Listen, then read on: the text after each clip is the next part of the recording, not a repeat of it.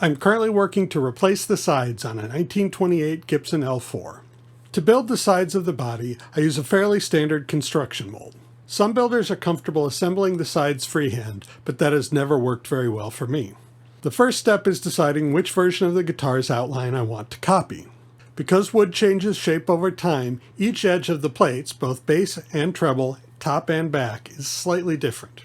To figure out which one to use, I traced both the top and back onto a sheet of tracing paper and compared them.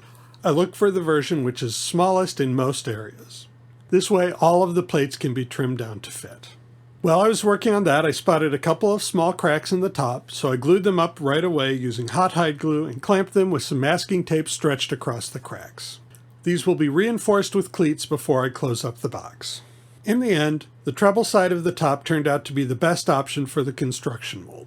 I had a hunch the top would be smaller than the back, as spruce tends to move more than maple, and grain direction plays a part as well. Turns out, I was correct. I need to trace the shape directly onto the master template for the mold, but the top braces were a little too tall to get an accurate outline right away. I had to remove a bit of plywood to get the plate to sit flat, but that material was going to get removed anyway. I cut the rough shape out on the bandsaw, leaving a small amount of extra material, then sanded it down to the line using my oscillating drum sand.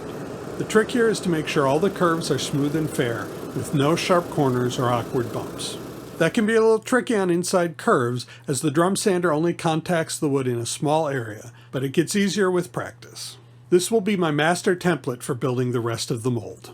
Next, I was removing the binding from the top. This went very smoothly, which was a nice surprise. Removing old binding can be frustrating. I was able to loosen the binding by gently twisting a knife between the plastic and the wood. You can see a longer video of the back binding removal on my Patreon.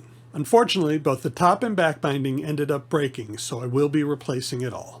This does make things simpler in the long run, but it is disappointing to be losing this vintage material.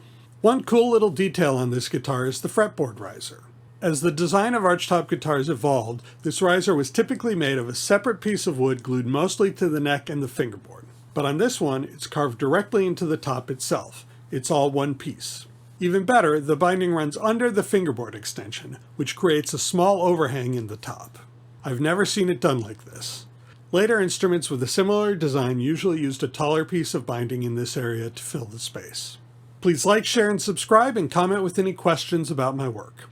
I've started a Patreon with some behind the scenes and extended clips of the interesting parts of my day, and I'm still trying to get videos out early on that platform.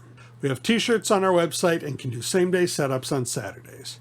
Thank you for watching, have a nice day, and enjoy your guitar.